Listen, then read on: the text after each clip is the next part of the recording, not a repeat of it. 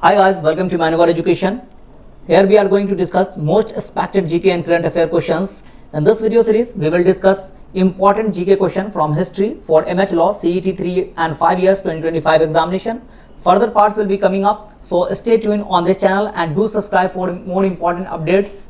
And like and share this video to those who are preparing for this examination so that they should also get benefit from this video. Before that, in case if you want to join us for self-study program, so you can visit our offline center, that is Vasai, Thane, Dadar, Borivali, Andheri, Pune. If you are not Mumbai or Pune based, then you can call on this number for live classes, online classes, and the counselor will guide you through. Else you can visit our website for online and self-study program. I will take you there and give you the tour guide of the website. So you can go to the website. The website link is provided in the description box. So you can go to the website mano.manoeuvreedu.com. Here you will get important information, all the information regarding your courses. So you go to buy courses, law entrance examination. Here you will see the MH Law CET 5 years and 3 years. If you go for 3 years, then you have to click here. Here you will get the live classes, self-study, sectional, mock test, book, e-books. You will also get the relay batch. You can join relay batch or S2C live batches. For 5 year classes, you have to go to the law entrance examination, and for 5 year you will also get the same thing, that is the relay batch, crash course or S2C live, and all the things, that is self-study, sectional, mock test, books, e-books, you will get here. All the details mentioned in description. Kindly check the description box. So now let's start our question answer session. That is the most important questions from the history. So the first question is, who is called the father of Indian archaeology? So Indian archaeology का जो है father किसको कहा जाता है? तो options are Alexander Cunningham, John Marshall, Mortimer Wheeler and James Prinsep. And the correct answer is Alexander Cunningham. So Alexander Cunningham was appointed as the British Army officer with Bengal Engineer Group, and he is known as the father of Indian archaeology. Archaeological Survey of India that was established in 1861, and he was the first chairman of that department, that is Archaeological Survey of India. So that's why he is known as the father of Indian archaeology. Which one of the following four Vedas contains an account of magical charms and spell? तो किस वेदास में जो है आपको magic वगैरह के बारे में, जादू वगैरह के बारे में जो है इंफॉर्मेशन मिलेगा? So Rigveda, Yajurveda, Atharvaveda, Samaveda, and the correct answer is Atharvaveda. So the earliest description of charms and spells can be found in Atharvaved, and you can see here the Rigved is the oldest Ved of all the Vedas. Next question is, which initial ruler of Magad killed his father for enthroning and also was killed by his son for the same reason? तो कौन सा जो है ancient जो मगध जो ये था dynasty था, उसमें कौन सा रूलर ऐसा था जिसने अपने फादर का जो है किल कर दिया था, और उसके बाद उसके जो सन था उसने भी जो है उसको मारकर जो है गद्दी अपने हाथ में ले लिया? तो ये ऐसा राजा जो है वो कौन था? So he was Bimbisara, Ajatashatru, Udayan, Nagadashaka. So he was Ajatashatru. So the ruler of Magad, Ajatashatru, killed his father Bimbisar, the founder of Haryanka dynasty, and sat on the throne. He was also killed by his son Udayin, जो है उसका बेटा था ये, और उसने भी जो है क्या अजातशत्रु को मारकर जो है वो भी राजा बन गया. Next question is, who of the following had first decipher the addicts of emperor Ashoka? तो अशोका ने बहुत सारे जो है पिलर्स, आप देखोगे अशोका का स्तंभ देखोगे तो वहां पर जो है अशोका ने कुछ लिखवाए हुए हैं. तो सबसे पहले उसको पढ़ा किसने डिसाइफर किया? तो George Buhler, James Prinsep, Max Muller, William Jones. And the correct answer is James Prinsep. So sir James Prinsep was the first philologist who accomplished the task of deciphering the script of Ashokan inscription that he deciphered in 1837 में जो है इसने पढ़ा था अशोका के script को, और उसके बाद जो है लोगों को पता चला कि क्या क्या उसमें लिखा हुआ है. Next question is, who is known as the Napoleon of India? तो नेपोलियन ऑफ इंडिया किसको कहा जाता है? भारत का नेपोलियन जो है किसे कहा जाता है? Chandragupta Maurya, Chandragupta second, that is Vikramaditya, great Ashoka, Samudragupta. And the correct answer is Samudragupta.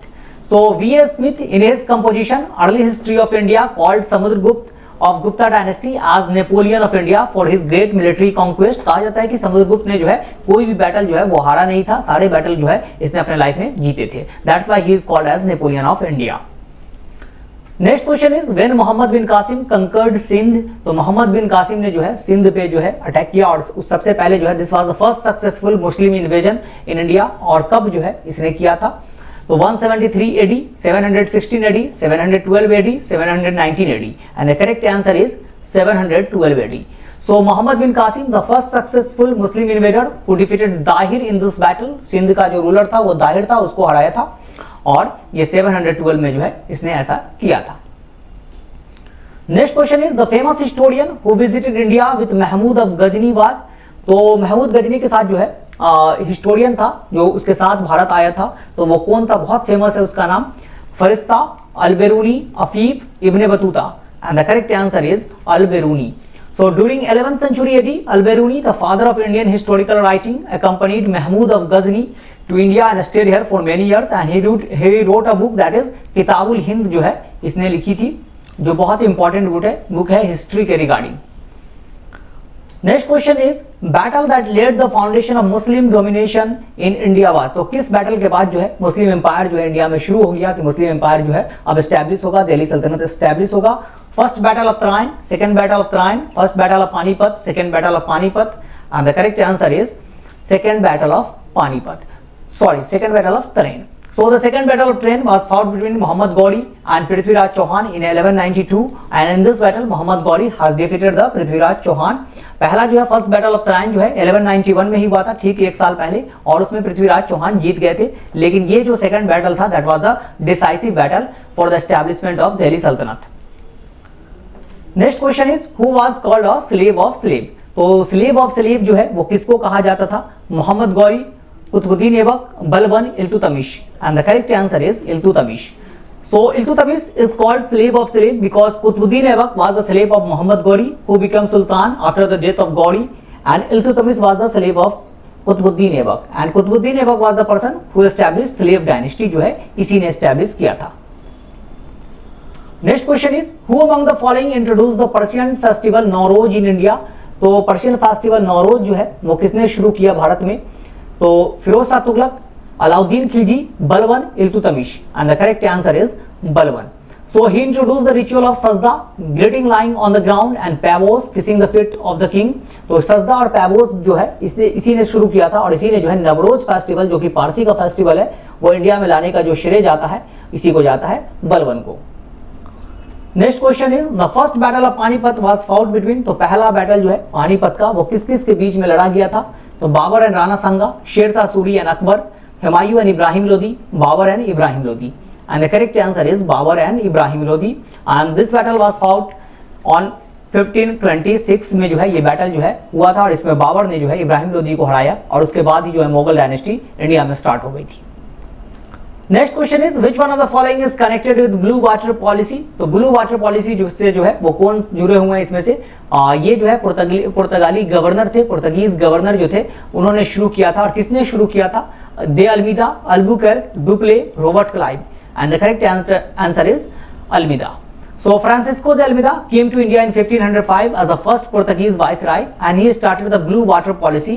और ये ब्लू वाटर पॉलिसी क्या था, वो सी ओशन पे जो है डोमिनेशन था यहाँ पर, तो उसका जो उसी को नाम दिया गया था blue water policy. Next question is where in India did Britishers set up their first factory in 1613।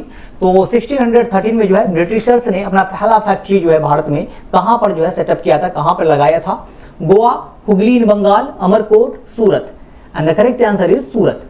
So the first permanent British factory was established at Surat in 1603 में जो है ये फैक्ट्री लगाया था, और ये जहांगीर का टाइम था इस वक्त, जिस वक्त जो है ब्रिटिशर्स ने इंडिया में फैक्ट्री लगाया था, और वो आया भी था। तो next question is sati system was abolished by. तो सती को जो है किसने प्रिवेंट किया, एबॉलिश किया था, Lord Warren Hastings, Wellesley, William Bentinck, Lord Ripon, and the correct answer is Lord William Bentinck. So Lord William Bentinck became the Governor General of Bengal Presidency in 1828, and he declared Sati illegal in 1829 में जो है इसने declare किया था, और इसमें काफी ज्यादा स्ट्रगल जो है किया था राजा राम मोहन राय ने, जिसकी वजह से ये जो है सती को इलीगल किया गया था। Next question is Mangal Pandey incident took place at. तो मंगल पांडे का जो इंसिडेंट है वो कहाँ जो है वो हुआ था, किस जगह पे हुआ था, Meerut, Barrackpore, Ambala, Lucknow, and the correct answer is Barrackpore. So soldier denied to use a cartridge of animal fat in Barakpur on 29th March 1857, और मंगल पांडे ने जो है अपने सर्जेंट को जो है शूट कर दिया था, जिसके बाद जो इनको अरेस्ट कर लिया गया और बाद में फांसी दे दिया गया था। और ये जो इनफील्ड राइफल इंट्रोड्यूस हुआ था, कहा गया था कि उसका जो कार्ट्रिज है वो grease with the fats of pig and cow, so that's why the soldiers refuse to use it. और उसके बाद जो है ये इंसिडेंट हुआ, उसके बाद 1857 का रिवोल्ट स्टार्ट हो गया था। Next question is the revolt of 1857 at Lucknow was led by, तो लखनऊ में जो है 1857 का जो विद्रोह है 1857 का रिवोल्ट है उसको लीड कौन कर रहे थे? Begum of Awadh, Tantya Tope, Rani Lakshmibai, Nana Sahib. And the correct answer is Begum of Awadh.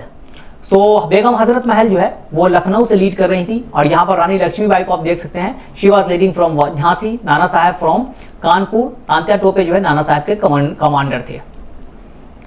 Next question is in which of the following sessions of the Indian National Congress Bal Gangadhar Tilak had express Swaraj is my birth right and I shall have it. तो किस session में बाल गंगाधर तिलक ने कहा था कि स्वराज मेरा जन्मसिद्ध अधिकार है और इसे मैं लेकर रहूंगा, Swaraj is my birth right and I shall have it?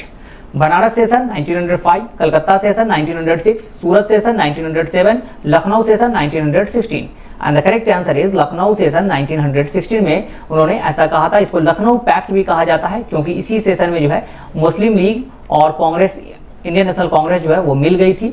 तो ये सेशन जो है इसको लखनऊ पैक्ट के नाम से भी जाना जाता है। इस सेशन को जो है चेयरमैनशिप जो है किसके पास थी? तो वो थी अंबिका चरण मजमूदार के पास।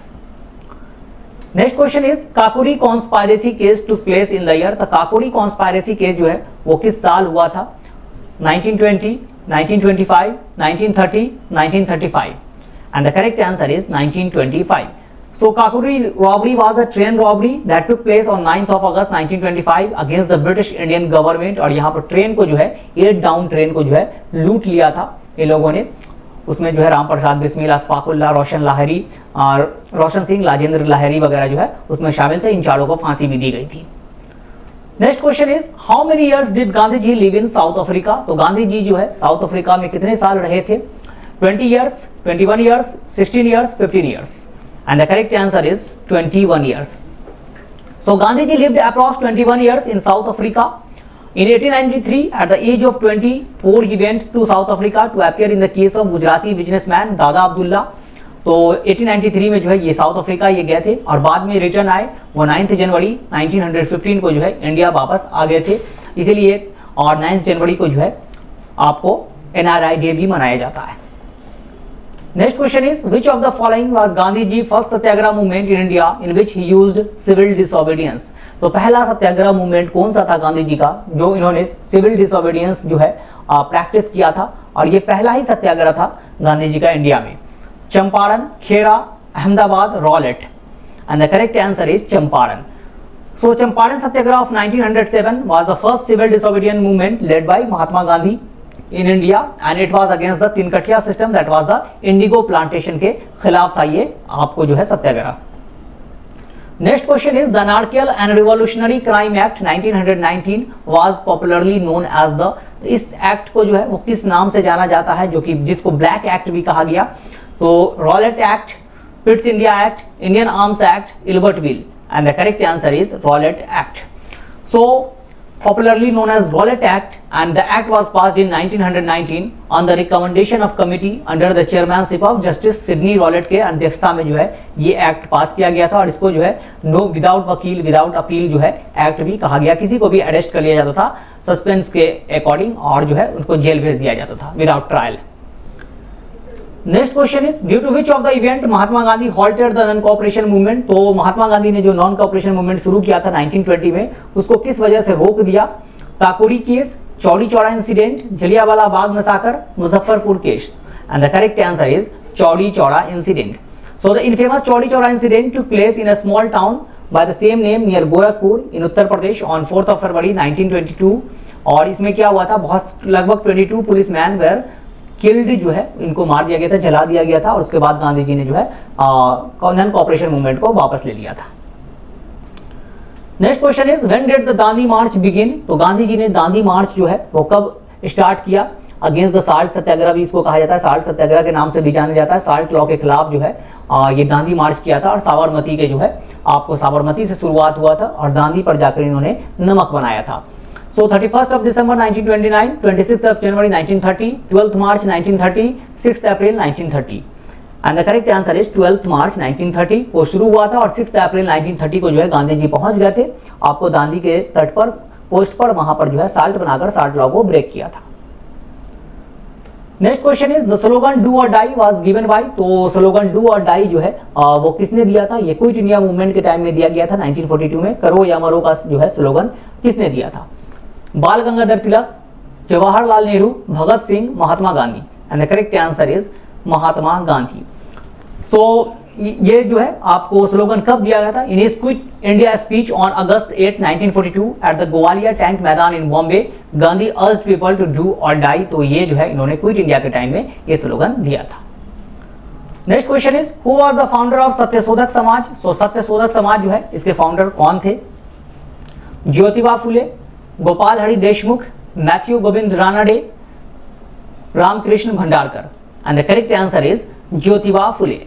So on 24 September 1873, Phule formed Satyasodhak Samaj to focus on right of depressed groups such as women, the Shudra and the Dalit upper caste के अगेंस्ट जो है मोस्टली ये आपको समाज था, ये इंस्टीट्यूशन था जो ज्योतिबा फुले जो है इन्होंने इसको एस्टैब्लिश किया था महाराष्ट्र के एरिया में। Next question is the Poona pact 1932 was an agreement between, तो पूना पैक्ट जो है वो किसके बीच में हुआ था? Nehru and Ambedkar, Gandhi and Ambedkar, Malviya and Ambedkar, Gandhi and Nehru. And the correct answer is Gandhi and Ambedkar. और ये जो है पूना पैक्ट हुआ था ऑन 24 सितंबर 1932 को against the communal award to the communal, जो रिप्रेजेंटेशन दे दिया गया था दलित को, उसके अगेंस्ट में जो है ये पूना पैक्ट जो है दोनों के बीच में हुआ था।